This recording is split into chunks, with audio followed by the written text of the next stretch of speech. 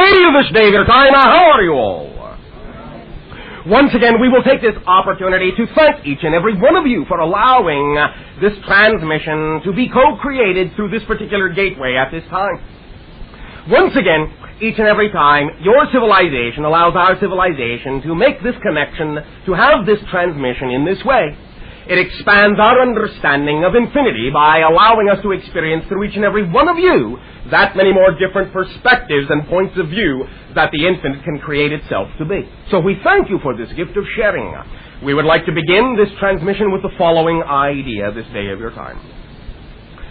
Speaking of the idea itself of time and timing, and in that we have discussed to some degree this subject with you several times, we will now address it again because of the auspicious timing of recognizing that in your calendar this is what you call your March 15th, your Ides of March. The idea that we would like to add to all the other discussions we have had about this concept is the following.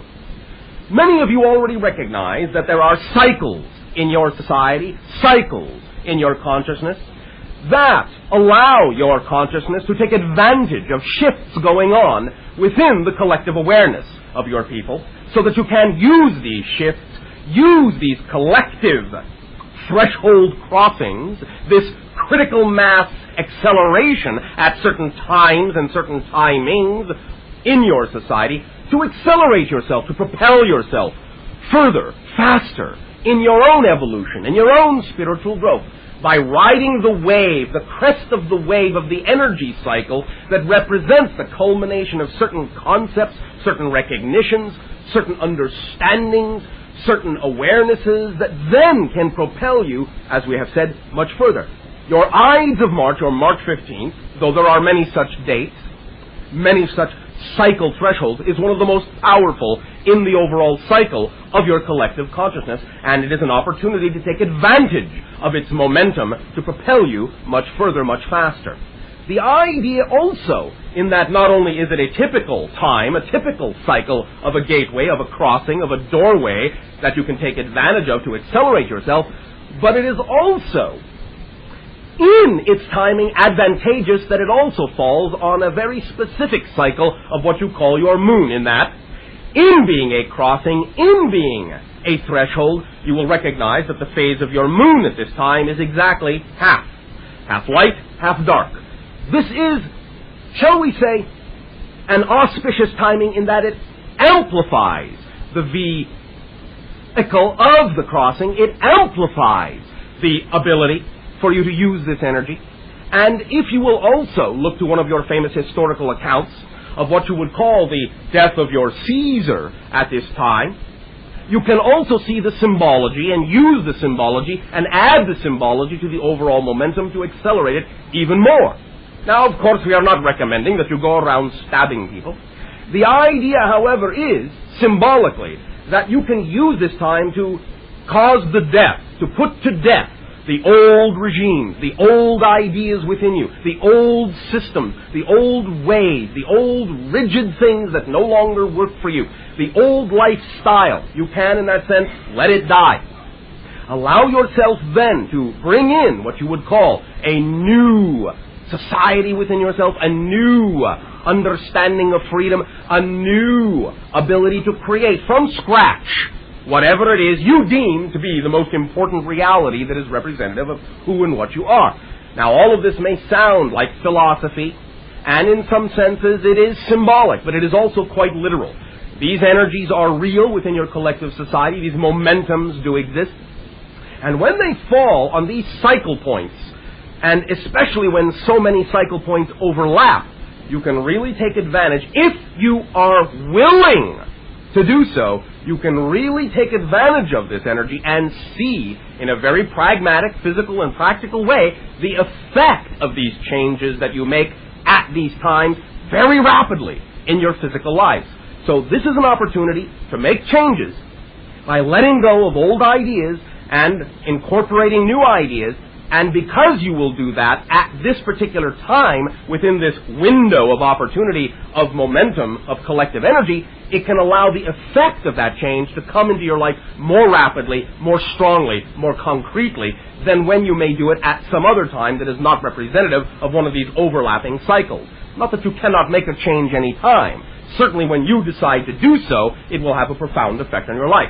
But you can take advantage of the momentum that everyone is now behind you, in a sense, because this is representative of the collective consciousness crossing a threshold. Whether it is unconscious or subconscious does not matter. You don't have to have a society that is even aware consciously that they're doing this to know that this is going on. So ride that wave.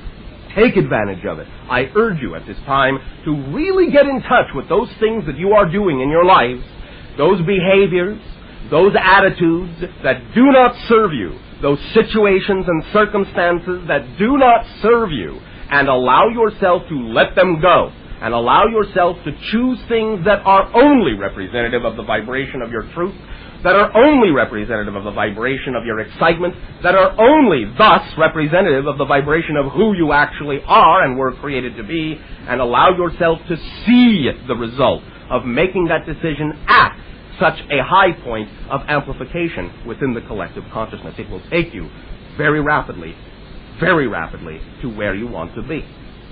So, of course, it's up to you. We simply let you know that this exists as an opportunity. What you choose to do is up to you. We are not telling you what to do. However, we are reminding you that this is really what you want, and we are helping illuminate circumstances that you can take advantage of in this direction. But we thank you for allowing us to reflect this notion and share this idea with you this day of your time. And once again, in return for the gift that you are giving our civilization in allowing us to communicate with you in this way and expanding our understanding of creation, I ask now in return, in what way may I and my civilization be of service to you? Hello. And to you, good day. How are you? Perfect, and you? Perfect, thank you. All right. I want to talk about, I have a vengeful nature. A vengeful nature. Yeah. No, you do not have a vengeful nature. You have vengeful teaching. Oh, okay. Your nature, all of you, your nature is to be a profoundly loving and creative being. But if you find yourself being vengeful, then this is something that you have been taught. Okay. You understand? It is yes. not your nature. Okay. That is the first thing you can begin to understand in order to change it. Okay. So, proceed. So I want to learn how to change it. All right, we'll go right ahead. But I'm asking you how. All right, well, thank you. I will tell you. Okay. Let us remind you that there are a very simple chain of events that are the foundation for anything that you experience within yourself or in your reality. This chain of events is this. Whatever it is you choose to do, however it is you choose to behave, whatever it is that you experience is the result of how you choose to be. What you put out is what you get back. Vibration to vibration. Physical reality is a reflection. All right? Are you with me so far? I'm with you. All right. So, the idea is to first of all understand that everything, including your behavior, is a choice. Are you with me? Uh-huh. All right. Knowing, as we have described before, that a habit is something you do that you're not aware of, that's unconscious. And once you know you're doing it, it's not a habit anymore. It's a choice. All right? All right. So, once you know it's a choice, then you ask yourself, well, what is the choice based on? Why am I choosing to be that way? And the answer to that is the second point in the chain, and that is you must be getting something out of it. In other words, you are motivated to be that way. Motivation is based on only two polarity principles. You either perceive something to be more pleasurable and move toward it, or you perceive something to be more painful and move away from it. So all choices are based on the motivation of being motivated to move towards something or to do something because you have an idea that it is somehow either more pleasurable or less painful than doing something else. That's the motivation. Now, what is that motivation based on? What is that pleasure and pain assessment based on? And that's the third point in the chain, and that is definition. How you have been taught to define the circumstance, how you have been taught to define the elements of the situation is what you base your motivation on and what you then base your choice upon. So, it's three things, and that is choice, motivation, definition. So if you want to change, what you have to do is get in touch with, A, the definition, which is at the foundation. In other words, find out what definition you would have had to be taught about the circumstance in order to have the kind of definition that you have that motivates you to behave in the way that you're behaving. You understand? Kinda, yeah. All right, well, kinda. In other words, what we are saying is that if you choose to be vengeful, if you choose to act vengefully, then what you're saying is that somehow you think behaving that way is getting you something, is either making you avoid something you deem to be even more painful, or somehow making you feel more pleasure. Okay. You understand? Now, I understand you may have a quote-unquote higher perspective that knows that being vengeful is not necessarily the most pleasurable and least painful way to be. But what we're talking about here is the personality construct, because it's within the personality consciousness that definitions are, shall we say, encased or crystallized. And that is the definition you are going off of, regardless of what your higher self knows you would rather do. If you're not behaving the way you think your higher self would rather you behave, then obviously you don't want to. Which means you must be getting something out of, you must think you're getting some advantage out of behaving vengefully. That you cannot imagine getting any other way because you lack a definition that says you can. You have been taught a definition that says, for what it is you want to accomplish here, this is the only way you've been taught that you can achieve that thing. But that's not necessarily true, it's just the only way you've been taught. Are you following me? Yeah. So, again, it takes us back to the idea that you have to get in touch with what your initial definition of the circumstance is. In other words, what do you, and this takes great honesty with your own self-communication, what do you think your advantage is by acting that way? Because you wouldn't be doing it if you didn't think you were getting something out of it. What's your motivation for acting vengefully? Can you answer that? What do you think you're getting out of behaving that way? What do you think it's doing for you? Well, I think when you said you said those two things, that it's avoiding, I guess, avoiding the pain and going toward pleasure, yes. Yeah, avoiding the pain. Yes, all right. Well, what do you think the pain is that you think you're avoiding by being vengeful? When in fact, of course, what you're doing is causing yourself more pain. Oh, I've realized that. Yes, well, thank you. That's a step. Gee. So what do you think is the greater pain that you would experience if you went about this some other way? Or what is the pain you think you're avoiding by being vengeful? Gee, I don't know. Oh, yes, you do. Of course you do. You always tell me that. I know. Well, it's because it's true. You all always know. You just like to pretend that you don't, which is part of the motivation. You understand? But you really do know, and that's why we said it takes a great deal of self-honesty. Don't worry. I'll tell you a secret. It doesn't matter what the reason turns out to be. It doesn't matter how horrible the so-called reason may seem to be. It is only a definition, and it isn't really a description of who you are as a being. So no matter how badly you may discover yourself to be, that's still yet only something you've been taught to think, and it isn't really who you are. So don't be afraid about finding out that you may have some reprehensible reason for doing it. Okay. Don't be afraid to find out that you may have some great fear about things that drives you to do it. Because when you discover what that fear is, you will ultimately realize that the fear is really unfounded anyway. But because you may believe that a fear is true, that may be grounds enough to behave the way you behave. But that's only because you may believe that this thing, this idea that you fear to face is true, when in fact it really isn't. But of course, if you believe in it, it seems to be real. You follow? Uh-huh. So, do your homework. Okay. Take some time in your meditation to examine what it is that you are actually reacting to. What it is do you think that people are, shall we say, accessing, that you don't want them to access, that forces you, quote unquote, to behave in a vengeful way. Because your vengeful behavior is nothing but a reaction to the belief that somehow you have actually been hurt. You follow? Oh, yes. But the belief that you have been hurt means that you have accepted that you can be hurt. You follow? Uh-huh. Which you can't be.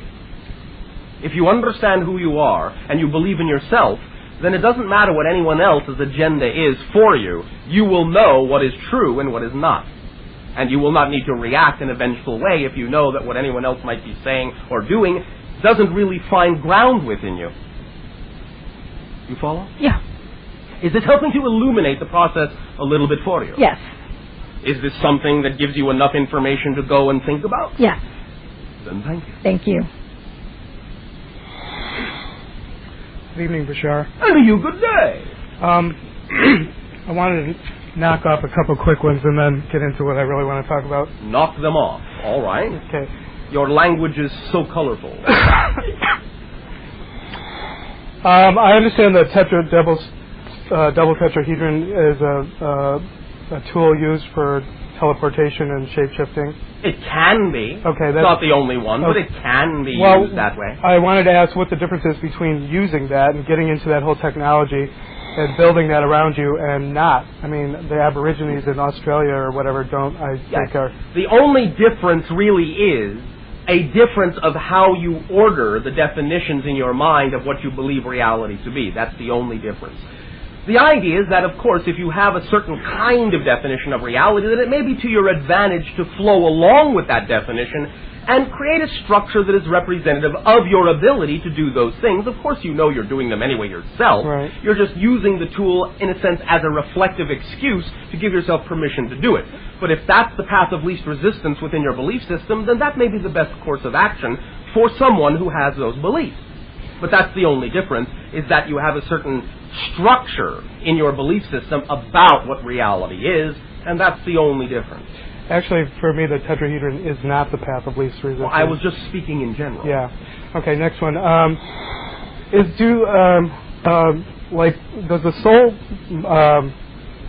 split into two, and then sometimes you can have like the female part in a male body or a male body in the female? Yes, and in fact that's actually an oversimplification. The soul is capable of actually splitting into an infinite number of parts, so to speak. So it really doesn't matter. I mean, so what if one of the unit, a life unit is going to ascend? Does that matter? No, it does not, because everything is, in and of itself, unique, its own experience, and adds to the overall experience of the overall soul, while not taking away from the uniqueness of the individualized experience that that portion of the soul also had. Okay. Does that make sense? Yes, it does.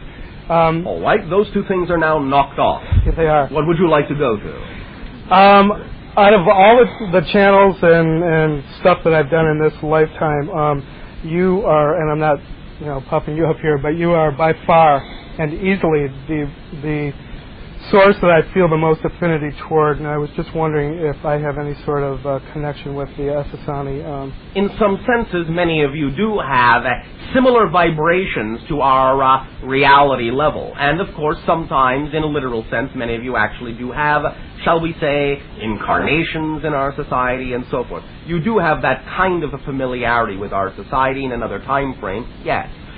Although I would remind you, once again, the idea really is that whatever it is any of you experience from us, you're actually experiencing your own energy, because you are simply matching your frequency to that level that you believe we exist on, and that's what allows you to experience the idea you think is us. You're actually experiencing yourself. You follow? So, does that answer your question? Yes, it did. Why, thank you so very much. One more. Oh, all right. This remote viewing has become a real hot ticket here on Earth. A hot ticket. Yes. All right, yes. We understand the concept. And some rather credible people in that activity come up with some real wild stuff. Yes. Here's a good one. Oh, all right. That Hail Pop is going to deliver a plant pathogen. Nope. Nope. Nope. Okay, so that's fine. Why? Understand this. Okay.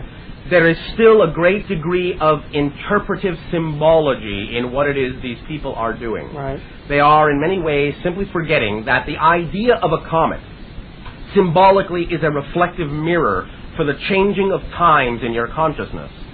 This one, what you call Hale-Bopp in particular, is a very strong consciousness reflector and will reflect back the ideas, the filters, the definitions and strongest beliefs emotionally, mentally, spiritually, that any particular individual may have when they look at that mirror. In other words, they may not understand that what they are getting is an interpretation based on the most likely kind of energy that they believe to be true for their reality. You follow? Yeah, I do.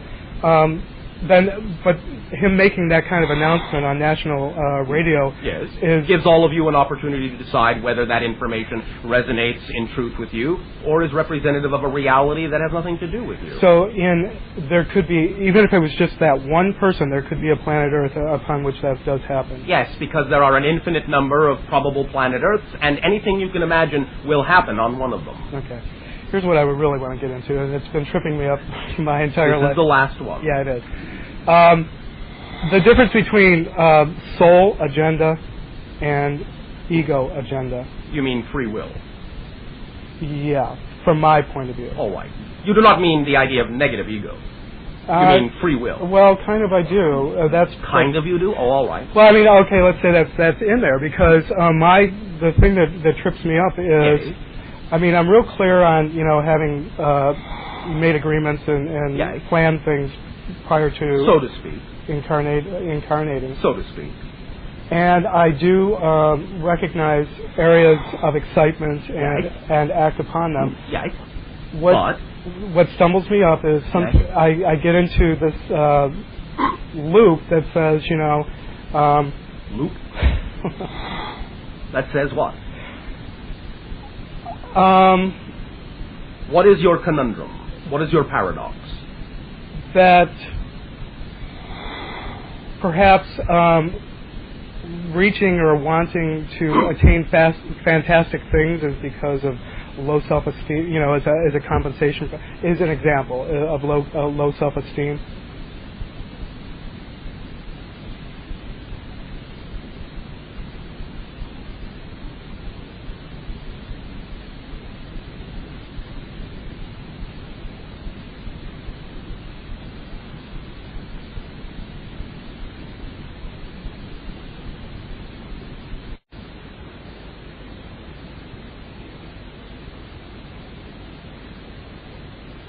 One. Oh, all right. Two, it's never been done before, and not on a large scale. What has never been done before? Well, the shape shifting and the teleportation. Of course, it's done all the time on your planet. It's done all the time. Not necessarily by a large amount of people, but it is done all the time by many people on your planet. No judgment, even on your planet. Yes. This is done. Right. As impossible as it may seem to be to you. Now, here's the idea in a nutshell, as we say. Soul agenda simply is this idea. And this has many variations, yes, and you have to determine which one resonates to your truth, but this is the general idea. When you are, in a sense, and this of course is speaking linearly for a moment, knowing that these things are not really linear, but as long as you are experiencing space-time, we will talk that way to make it clear. As a soul, you say, I will experience, as this personality, as this physical incarnation, I will choose to experience certain themes. This life is representative of the experience of certain themes that I want, as a soul, to learn, to grow from. How you experience those themes is up to the personality's free will, up to the incarnation's free will. You follow me? You will walk down the hallway that your soul wants to walk down in general. How you do it is up to you in your physical incarnation. The idea isn't even the notion of resistance or going with the flow, although to some degree you can look at it that way, because even if you resist, it will still be within that theme that you will experience that, so the soul doesn't care how you do it. It's still going to be a learning experience for the soul. So even if you go fluidly, or if you go kicking and screaming, the soul's still going to learn. You're still going to be experiencing it through the auspices of the particular theme that your soul deems is important for its growth. You follow? However, what you are given in addition to the free will, is the understanding that you have the option with your free will to experience the theme in an exciting, expansive, and creative way, if you want to. And all you have to do that is, at any given moment, act on your highest joy. And that will squarely align you with the idea of the energy level of your soul and allow you to experience that particular theme in a way that is also enjoyable for the physical personality. That's up to you. It's left up to you entirely as to how you want to do that. But do it, you will. Does that make sense to you? Does that help clarify it to some degree? Yeah, it does. That's it. The only little part was that it's been a lot of kicking and screaming. All right, but you must be getting something out of it. Remember? Right. Motivation? You don't have to. All you're simply talking about when you talk about issues of self-worth is simply not allowing yourself to believe that you have the ability to choose to be who you want to be. You are simply, in that sense, going off of an idea that somehow physical reality has the power to contradict what you decide it's going to be. And it doesn't. It's just a mirror. That's all it is, literally. It's just a mirror. It would be like saying that if you look into a glass mirror and you decide to smile, that your reflection would say, no, I'm not going to smile, I'm going to frown instead. It doesn't have that power. It has to smile if you do. However, it will not smile until you do. You understand? Yeah. So, you have to decide what it is you are going to be. Whatever definition you decide, and that means whatever definition you incorporate into your behavior, is what physical reality will allow to stick for as long as you behave as if that's true. It cannot contradict you any more than the reflection in the mirror can. But it cannot show you that reflection until you behave that way first. But that's all it takes, is to decide that that's who you want to be. That's the only thing it takes. There's no other secret, mysterious process necessary. All you have to decide is that this is who you are because that's who you say you are. And if you incorporate that into your belief and action, then your physical reality has no choice but to reflect that to you. You follow? Yes. Thank you. Thank you. This is physics, remember. It is not philosophy. It is physics. Hello, Bashar. And to you, good day. I'd like to discuss the history timeline, if I can. History timeline. All right, go ahead. I viewed a documentary on Egyptology and a pathologist that had discovered, after process of elimination, the pharaohs, at least the ones that were tested, had substance in them that it's kind of surprising. It raised a lot of eyebrows. One was cocaine. Right. And the other was marijuana. Right. And so? And these things have been around on your planet for quite some time. Why should that be surprising? Well, just today in the history of the way it's taught and so forth, Right.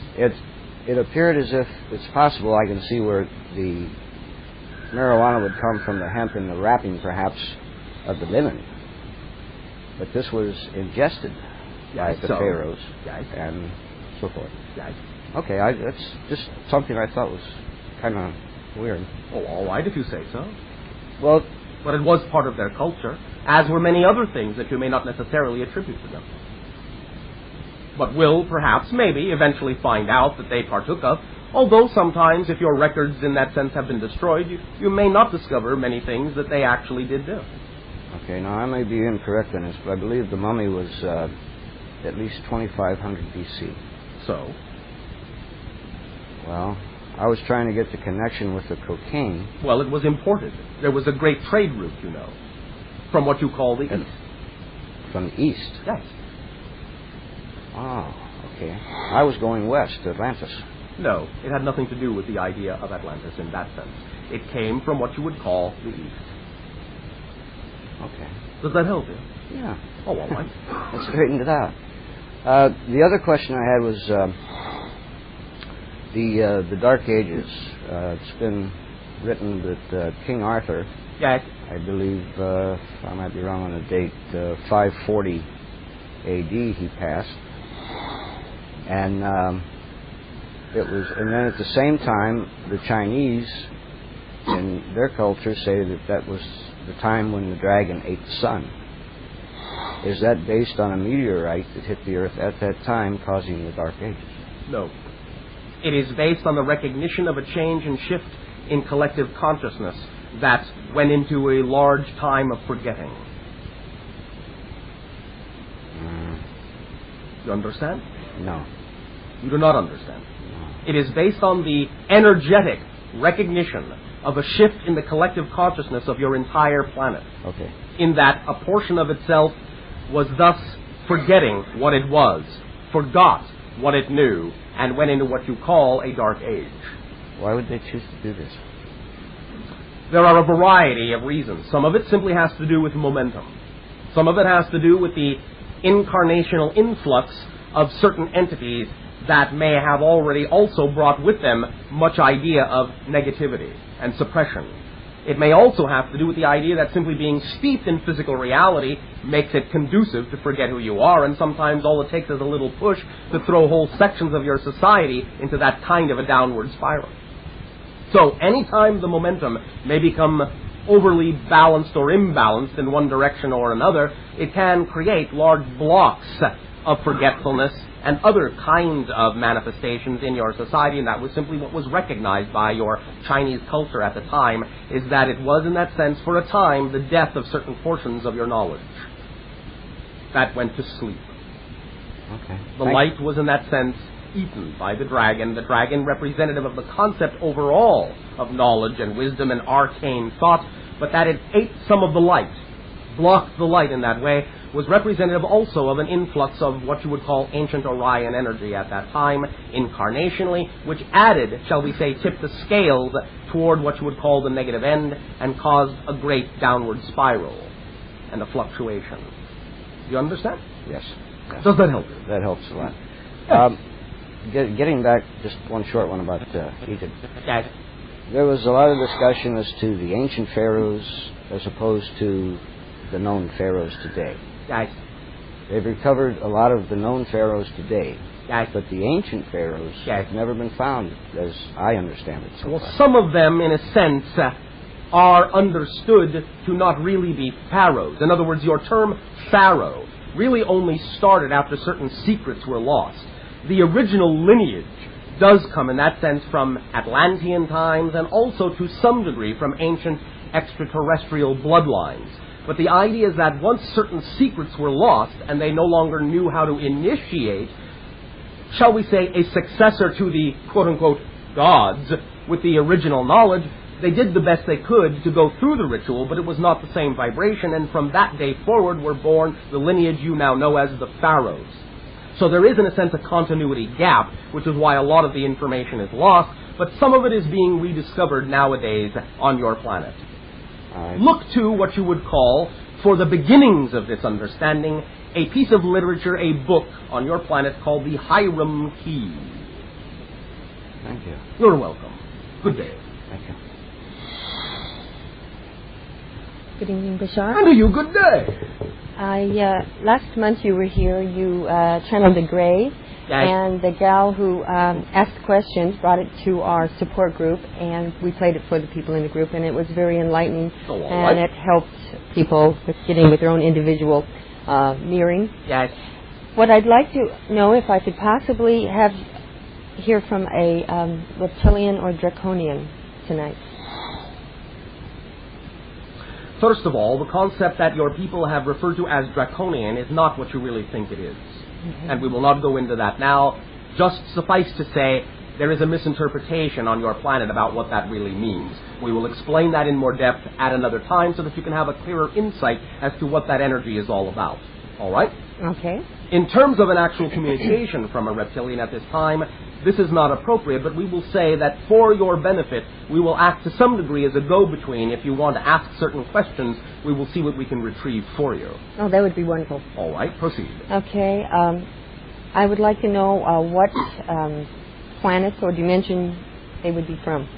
At this time, you will understand that they are a genetic hybridization similar to the concept of what you call the hybrid species, and also to some degree what you call your human species, in that they are the hybridization of extraterrestrial DNA, along with what you would call some of your early saurian life forms on your own planet. In that sense, they originated on your world. They were, in that sense, taken in terms of genetic material by some of the ancient races that have come to be known in your ancient language as Anunnaki, and they were the first hybridization created before humanity in that sense, and thus also became, shall we say, servants to the idea of some of the Anunnaki, and eventually also were co-mated in some kind of a servile way with the idea of the civilization you call the Greys, which are, at least as a branch, in some senses, devolved Anunnaki. Do you understand this? Yes, I do. Mm-hmm. So in that sense, they are bonded telepathically to some of the Greys because they were bonded to some of the ancient Anunnaki. And in that sense, they are simply a genetic creation from some of the saurian DNA that existed on your planet at the time of what you call the dinosaurs. And they preceded the idea of the genetic manipulation of the hominid species that ultimately created the human vehicle for spirit. But the idea is that the human vehicle, in that sense, rebelled against the idea and saw it as oppression. And thus, the idea was that the Anunnaki left, but the Saurians were not capable of rebelling, and in that sense remain to this day in some kind of servile position to a great degree. You follow? Yes, I do. Are they in an underground, not dimension, but come through vortexes? From time to time they do, but again this is connected to the same kind of dimensional traveling that is undertaken by what you call the Grey species, since they are connected to some degree to their agenda. You follow? So that would mean it's as well as the Greys, who else would be working with them? Not many others. There are a few, very few, rogue or renegade reptilians that do not telepathically affiliate themselves with the overall Grey agenda. We will not go into that for now either. Which is probably the next question I have, which is the hybrid program. Yes. We understand that they also are in the hybrid and participating in that. Because they are servile to the Greys, yes. They're servile. I thought it was the other way around. No, it is not. Ooh. It is simply that they represent what you would call something similar to the more primitive or primal level of your emotional brain. And thus they seem in that sense to be more aggressive, more powerful, especially since the Greys are relatively emotionless. But in that sense, they are actually in some senses servile, though we do not necessarily mean that term in the way that humanity might interpret it. It is more almost like the Greys have extended a portion of their reptilian brain into the actual manifestation of a physical race outside themselves. You understand? It is as if a portion of your primitive brain were actually running around outside you in another embodiment. Okay. You follow? Yes. So in that sense, they may seem to be more powerful from time to time or in control of the Greys, but only because you sense that the relationship is similar to the idea that from time to time you feel that you are being controlled by what you may call your negative emotionality. It's a similar relationship, though it is an alien one in that sense, and not exactly the way that you interpret or experience it in your human self. Does this make sense to you? Yes. All right. Which would go along with the fact that women feel like there is a not only sexual but possibly even rape. Yes. Is that because this is It is to some fears? degree because of that fear within each and every one of you. But this is not to say, and again, this is not a condoning, but this is also not to say that you do not also recognize that sometimes in certain circumstances, things like that are to some degree also perpetrated upon you. Yes. Because the agenda, in that sense, is sexual, in that it involves the idea of the creation of a hybrid race and the extraction of genetic material. Sometimes, shall we say, in some of the more primitive sublevels, these things do get out of hand, and in your terms, sometimes the things you have described are perpetrated, yes. And they're also perpetrated upon children. From time to time, but not in the same way. No, I noticed that. It's not in the same way, but they are contacting children in the group. Oh, yes, absolutely. And in fact, that part of the agenda has actually accelerated lately. Yes, we've noticed because that. a change is about to happen. Could I ask? What kind change of change in the agenda that is reinforcing the understanding that the children being born on your planet now are not simply a new generation, but an entirely different species. Yes, yes, they are. Let me see. I have one other question. All right, one. So, have any pick of the one you really want to talk about. It is. This is All right. Has any of the renegades used You are us? referring to the reptilians? Yes, the reptilian renegades Yes. used us as a food source No. or energy source, as in taking stealing our energy from us. Not Emotion. stealing, but in this way I'll explain it. The renegades are those that are not part of the telepathic link with the Greys, and as such, to some degree, require balance of their own energy and emotionality. They know that humans function as individuals with the incorporation of emotional and mental individuality. They understand that you have been dealing with your own primitive or reptilian brain for a long time and believe that you have some way of helping them balance these things within themselves, in that they are no longer connected to the stabilizing force of the telepathic net of the Grey Society and their own society. So in some senses, from time to time, they may, out of desperation, attempt to form a telepathic link with some of the humans, but in that they don't really know what they're doing, this may take some toll upon some of the humans, but it isn't, in a sense, the idea that they're attempting to steal your energy as much as it is that they are actually screaming for help and don't know how to go about it any other way. You follow? Yes. Does that help you? Yes, yes. Thank you. Thank you very much. Good evening. And to you, good day. Since this is my first exposure with you on a conscious level, Yes. I beg your pardon if I seem a little ignorant. Oh, that's all right. You do not need my pardon. Everything will be just as it needs to be. We Fine. thank you for first contact with you. Would you agree with the premise that we are spiritual beings living in a physical human body? In a sense, however, I would like to refine that concept if I may. You may. You are spiritual beings experiencing yourselves as physical reality. You're not actually in physical reality. Physical reality is actually in your consciousness. But, in a sense, yes, you are primarily spirit before you are physical. And in that realm, since we are now rapidly being, most of us, Many of you. are becoming in contact with our spiritual being at an accelerated rate, Yes. and we are ascending Yes. on this planet to Yes. higher levels. Yes. In that respect, does that mean that we, given the free will that we have, Yes. can choose to end our existence on this planet in this human body Well, yes. as by choice? Well, yes, it is always by choice. It's always by choice. Any kind of death is always, in a sense, on some level, by choice. However, first of all, understand that the acceleration that is generally going on your planet now is, in general, a acceleration to a higher physical plane, a more refined physicality that is not as dense as it used to be. This, in general, will be the nature of your species for a little while. Eventually, yes, in general, as a species, like us, you will evolve beyond the idea of needing to incarnate in physicality. The idea, however, is that, of course, at any given moment, if you really, in your own agenda, are through being physical, all you have to do is a simple technique to find out if you're actually done, and can simply ascend far enough to take yourself out of physical reality. And the simple technique to find out if your agenda is through is to simply lie down, close your eyes, say, I have done everything I believe I chose to experience physical reality to do. I am ready to ascend back into spirit. 1, 2, 3.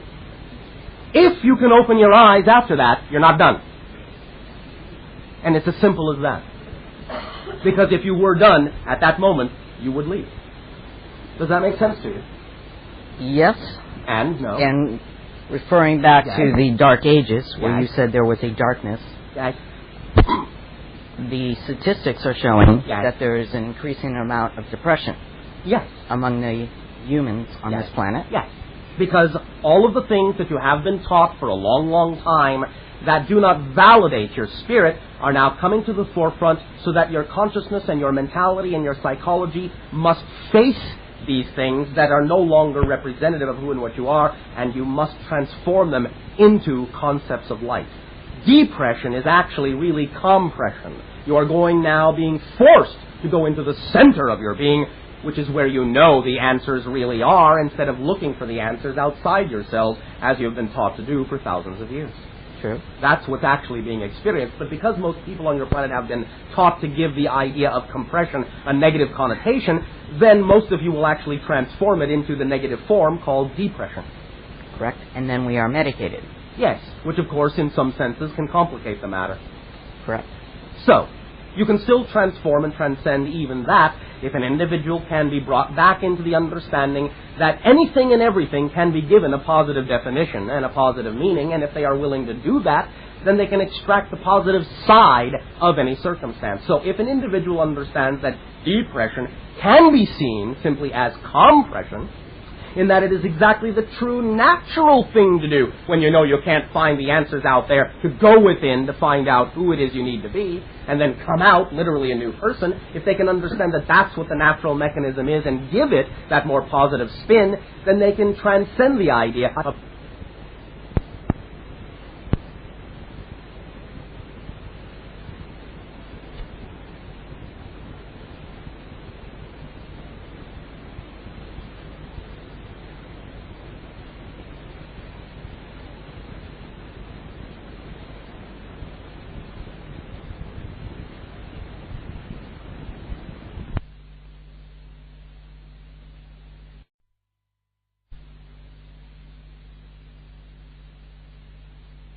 ways and simply not assume that it has to be negative just because the definition is what has been taught to you that it is.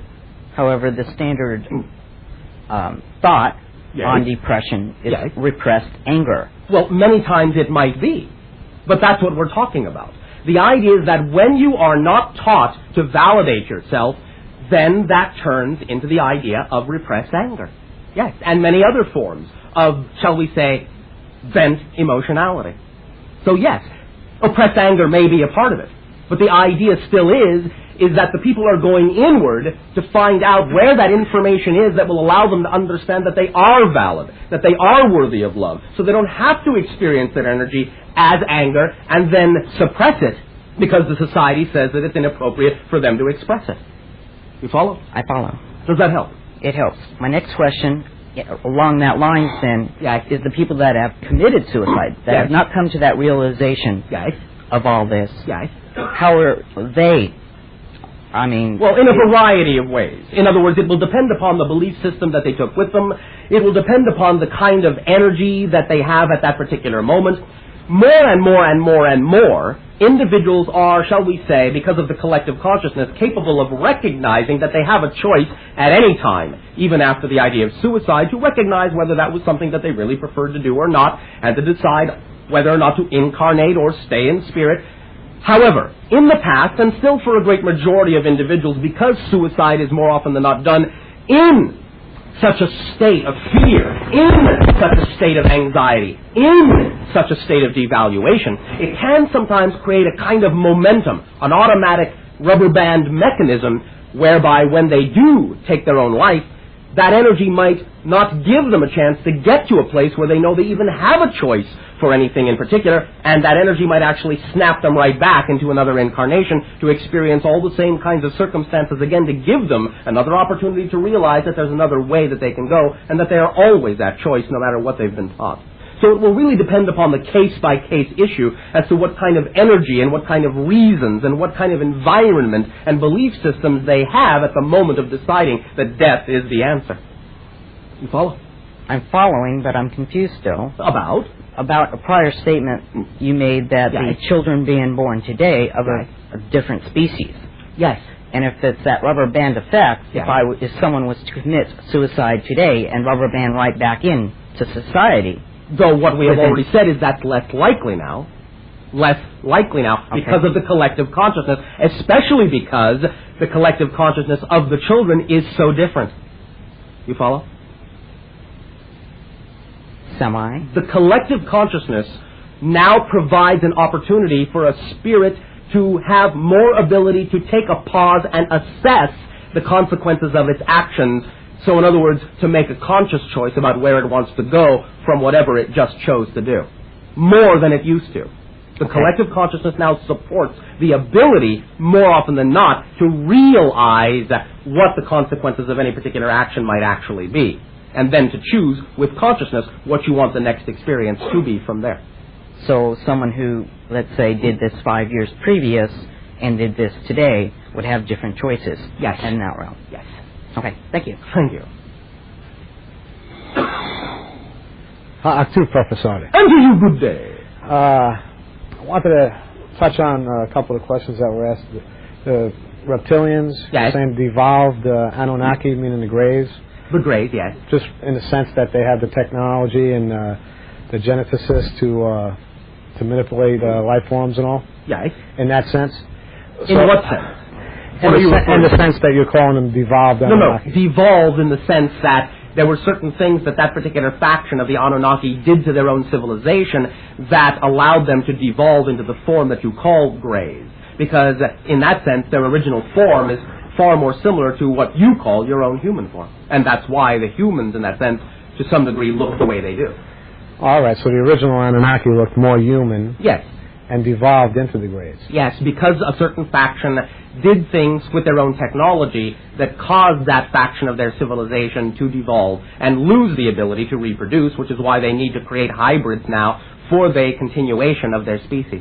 And to bring themselves back closer by using the ancient Anunnaki DNA still in human species, bring themselves that much closer back to their original form by the creation of the hybrids. Wow, it's like a rubber band effect, huh? In a sense. Yeah. But these reptilians, they look up to them like parental figures or Well, sort whatever. of. That might be a loose analogy, but not exactly so. Again, it is really almost more like the idea of as if you had parts of your brain separated, so that the more primal part would look for guidance from what you would call the more advanced part. In a sense, you could say it may seem parental, but it's really more like the idea of being incomplete without it. Oh, I see what you're saying. Not knowing how to function, not knowing how to survive without it. And do these Greys take advantage of this, or?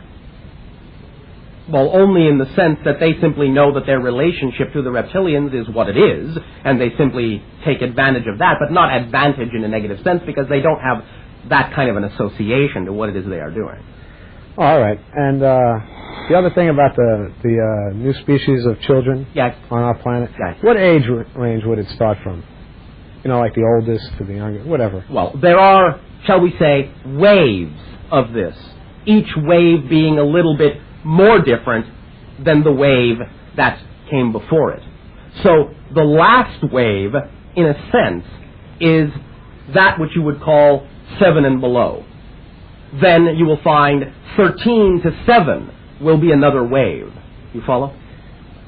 Yeah, and what would the wave be before that? Like 19 to 20 to 13? More up to what you would call 30 and below. Oh, okay. There was a longer period there of adjustment. Now the adjustments are coming faster. All right. Now, basically, to get on with my question. One moment. And there is yet a newer wave, 3 and below. I feel like I'm at the beach, you know. Yes, wave after wave. Wait, that's right. All right. Okay. I wanted to ask you, you know, Darryl serves more or less as a telephone. Yes. We've gone into that analogy before. Yes. And here we have call waiting. Is there anybody on the line that wants to speak to us tonight? Whether to the group or to myself or whatever. One moment, I will see.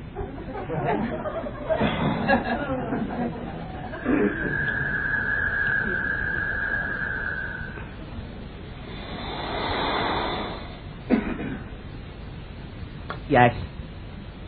There is an opportunity for the understanding of the high acceleration of more serious contact, more serious system energy coming into contact with your consciousness individually and collectively in what you call your upcoming summer season in preparation for great shifts over the next 3 of your years of time, in which there will be many different kinds of new things for your society to consider, new ideas to incorporate into your society, such as now one of the first being that you now know you are capable of cloning, and this then having to be understood and incorporated and assessed and absorbed by your society, to think of yourselves in a way you never have before, to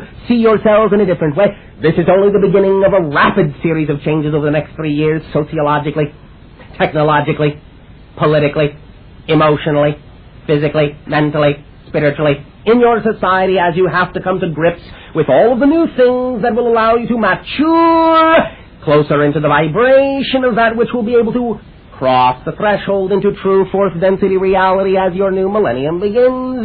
This is the message now to look toward the idea of more accessibility of serious energy that will help you assimilate these new ideas, for it is representative of acceleration, and serious energy is representative of future self, and the capability of assimilating more and more acceleration as these things make themselves known from your collective consciousness and manifest themselves into your representative physiological society groupings. So we would like to share that idea with you now, so allow yourself to open up to more ideas in all manner of form, presentations of serious energy. Make whatever identification your imagination deems is the one that works best for you, but there will be more opportunity given to you, more serious energy given to you, and all you have to do is form within your imagination the appropriate conduit that you think will work best for you, and you will receive more ability to assimilate more things more quickly now if you're willing to use it. So thank you very much for allowing us to deliver this information to you at this time. Oh, thank you. Was that you, Bashar, or it was an amalgamation. An amalgamation of our energy, in that I am facilitating it as a go-between, but also a representation to some degree of my own future higher self, which is based in the non-physical reality of the collective consciousness of the star system of Sirius. Chapap? In a sense, part of Chapap. Not all of Chapap, part of Chapap. All right. And some of the changes you were just talking about. Yeah. We had spoken before about the nuclear holocaust in 97, July 97. The potential yeah. For, in either your year of 97, 98, 99, for a nuclear incident potentially in what you would call your Middle East being a terrorist action. And this, shall we say, now has approximately between a 57 to 63% remaining probability. It has reduced to some degree. All right, and how about geophysical changes on our continent? There is opportunity for some minor and slow-acting ideas over the course of the next 3 of your years of time, but they will not in that sense be profound. More profound will be societal and economic and ecological changes. Because of the recognition of the introduction of new ideas, such as now your awareness that you can clone things. This creates profound reassessment of all of your sociological and political and sometimes, in that sense, moralistic and religious ideas. And the cloning. Now, what actually happens? Say if they clone me. All right. Then I would probably be having this conversation more often than not. I don't know. You'd probably be able to handle it. I mean, you know. Yes, well, it would be similar to the idea of simply having a twin.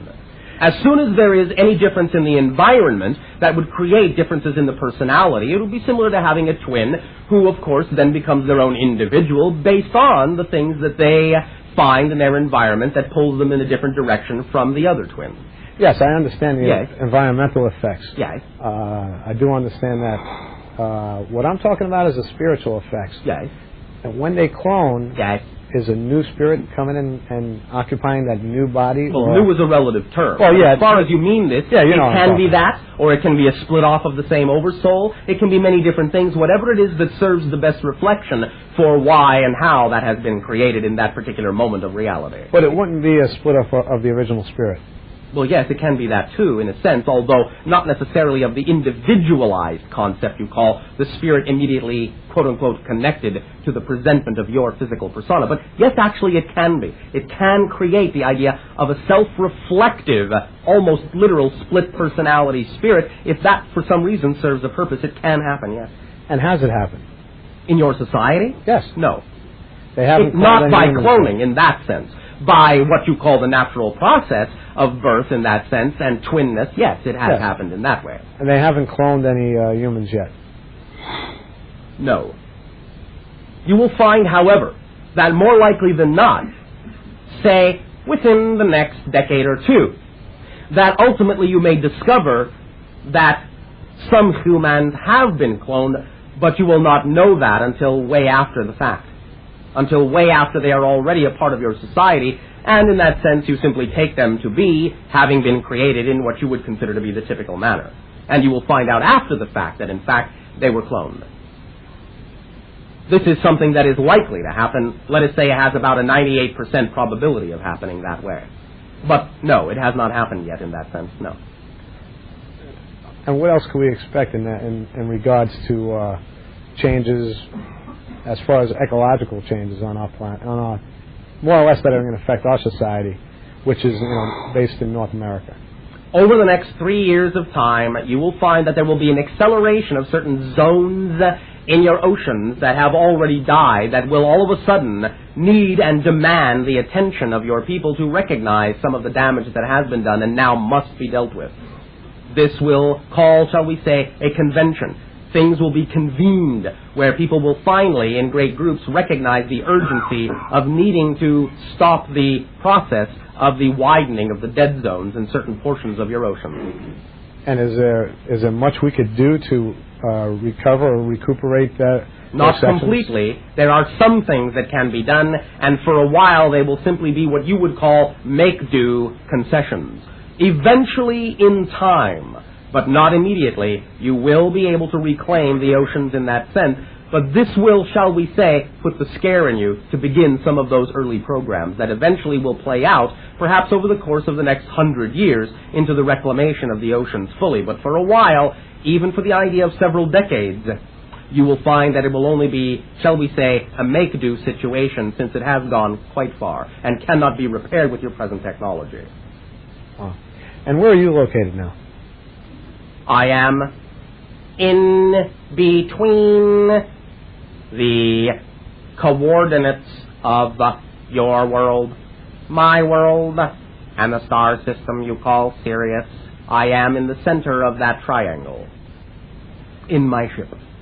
And let me ask you one real quick one. Oh, what is your view of Hale-Bopp? Very Tell good. us what ours is. And you've seen it in the physical? We have observed it, yes. We are watching it enter your system, yes. And it's got dual tails?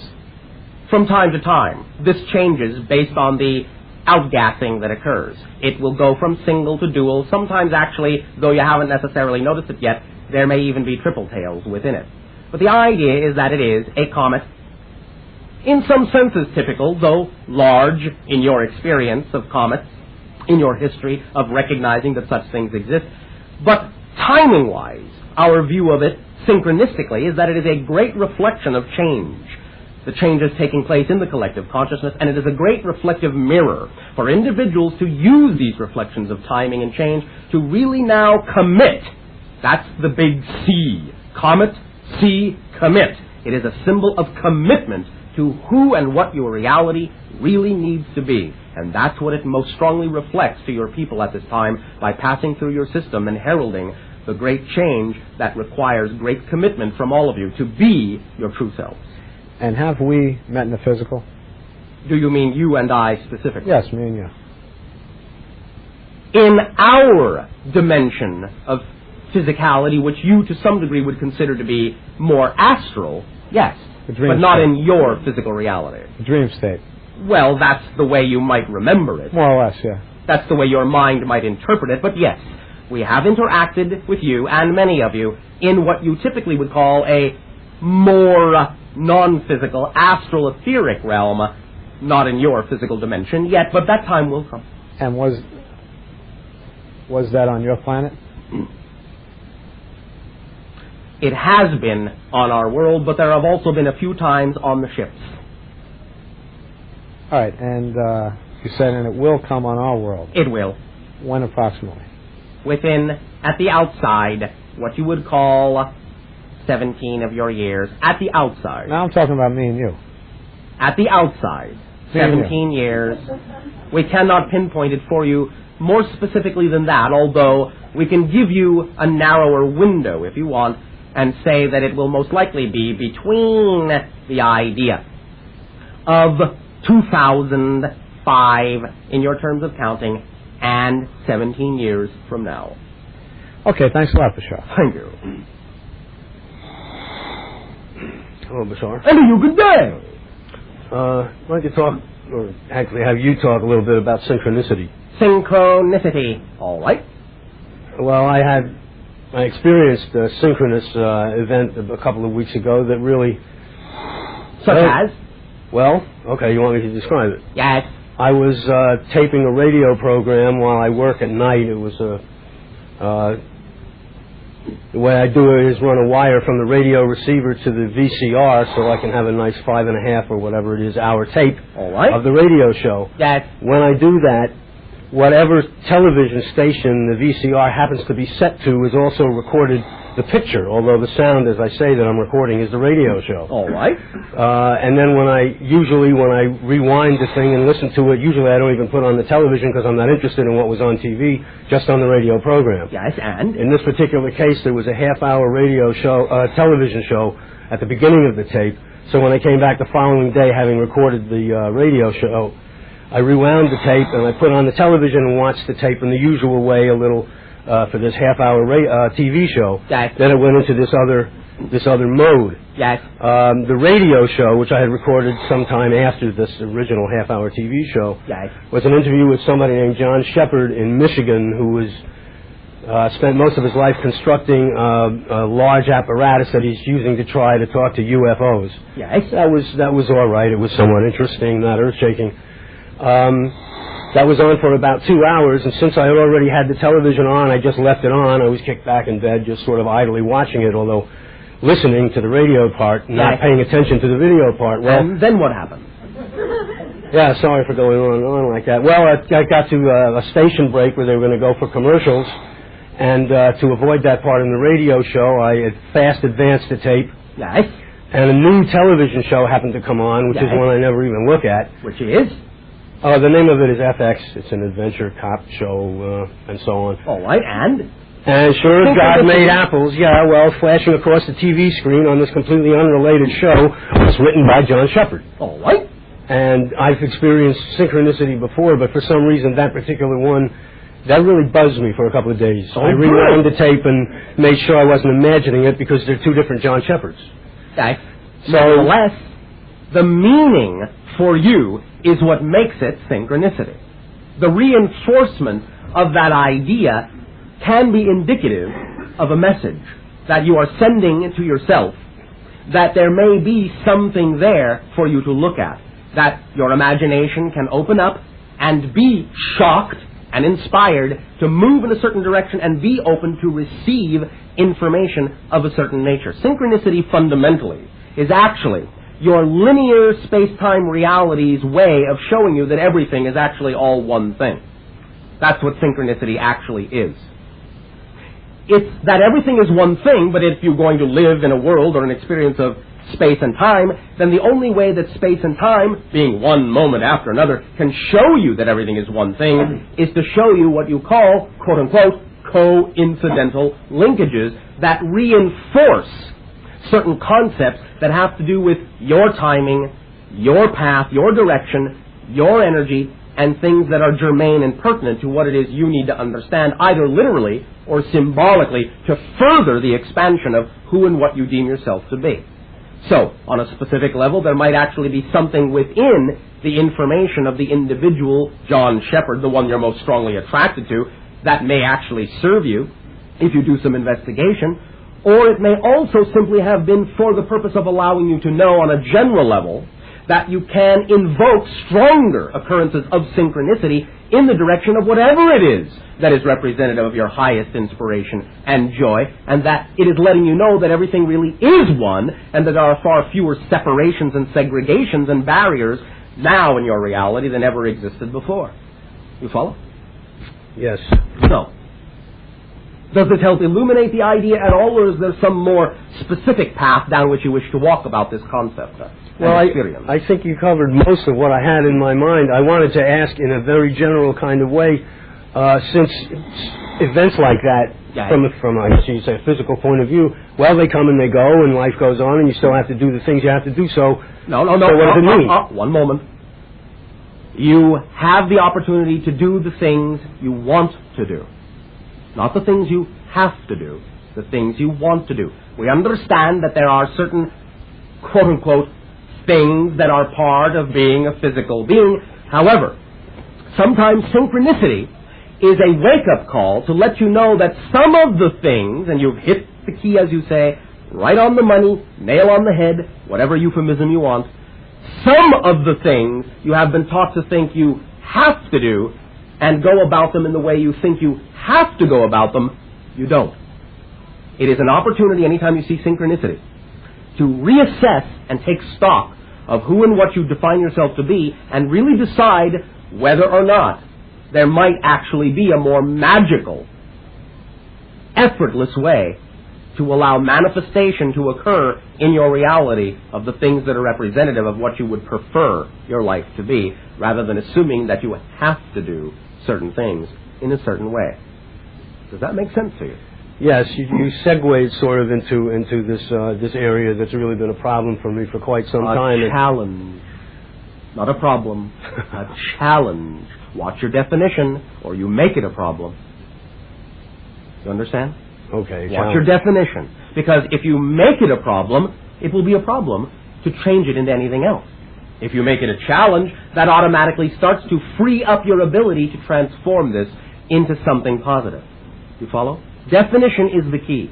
That's all that physical reality is your strongest definition of it. There is no physical reality aside from your definition of it, because you don't live in physical reality. Physical reality exists in you. So whatever your strongest definition is of it is what you experience. So free up your definitions. What is the specific challenge you are talking about? Belief. Yes. Belief, I guess you could say, in everything that you just said, yes, and the concepts that you're generally revealing to us in this way. Yes. Part of me says, yeah, that's true, it makes sense, and it almost has to make sense. Yes. But yet a big part of me says, nah, it doesn't, it's no. All right, well, you are giving yourself an opportunity to stand at the center, on the fulcrum point, of the different opposing points of view that you have now been given in your society. And you have to make the determination as to which one carries more weight. But that's all you have to do, and I promise you, when you decide which one carries more weight, that's what you'll get. It's up to you. You're at a crossroads. Yes, that's your challenge. You have to decide which side to give more weight to. But I promise you, I guarantee that when you do, that's the reality you get. This is another reflection, if I may, to some degree, give a general analogy. This is another reflection of the idea of the unconditional love of the infinite, in that the proof, so to speak, of the unconditional love of the infinite is that the infinite loves all of you so unconditionally that it will actually allow you to forget that you are unconditionally loved. That's the proof. Does that make sense to you? So in a sense, really. All right, pay attention.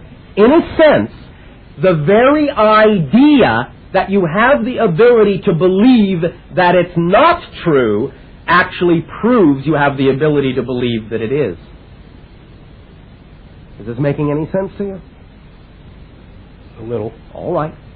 So, in other words, that you actually have the capacity to know that it can seem to be impossible to achieve this or that actually tells you that you also have the capacity to believe that it is possible and to allow it to be achievable.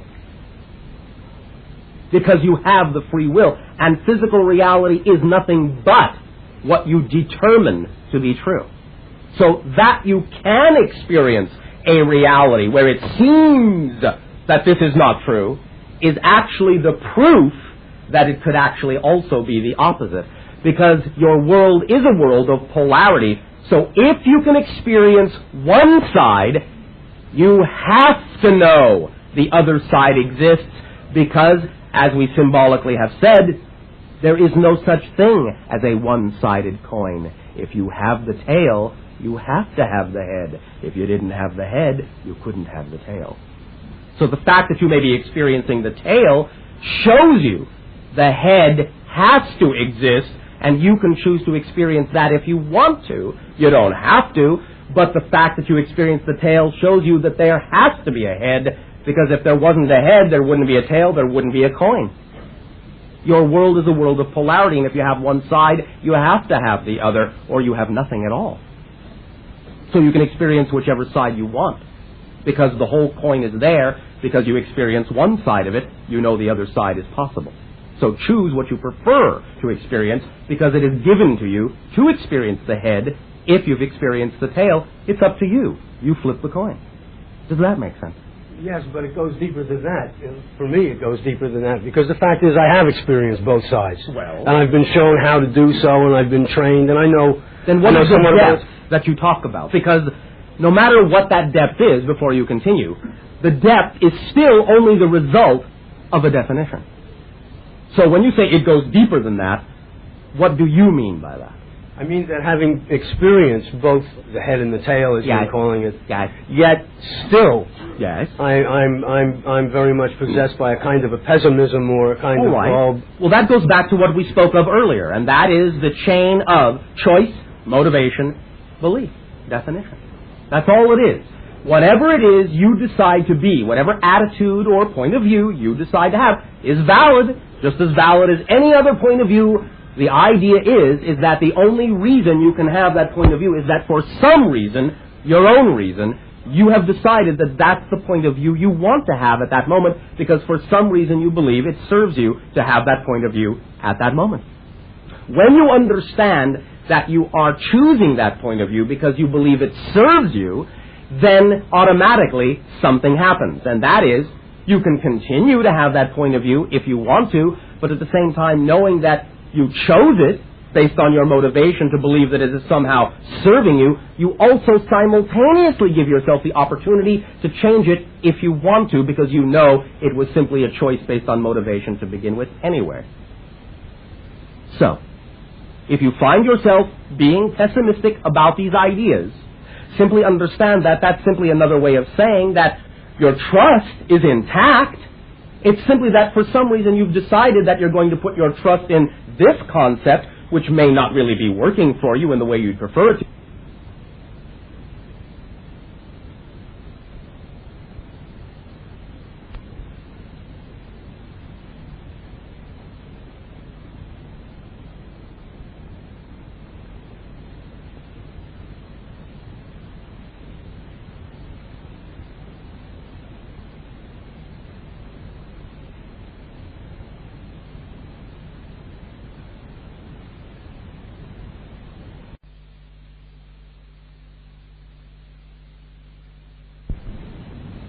Which is every time I turn around, I see 1234. No. 1, 2, 3, 4, which means? Counting. Yes. Simple. Simple steps. 1, 2, 3, 4, which means timing, 4-count timing. It means the simple idea of simply going from 1 to 2 to 3 to 4, step at a time, keeping it simple, knowing that it's reflective of appropriate timing, and not worrying about it. You understand? It's a 4-count. It's a timing. It's a musical idea in the sense of treating yourself and your relationship with your daughter as one musical orchestration, one event, to trust your timing and to take everything simply, one step at a time, 1, 2, 3, 4. And that's all there is to it. That, in some senses, is what you're attempting to tell yourself. You follow? Right. Okay, thank you. Thank you. At this timing, we will once again extend to each and every one of you our deep appreciation in allowing our civilization to communicate with your civilization through this gateway at this time, our unconditional love to each and every one of you.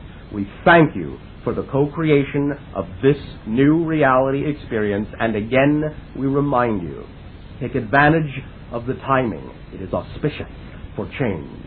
Allow yourself to remember that change is the only constant anyway.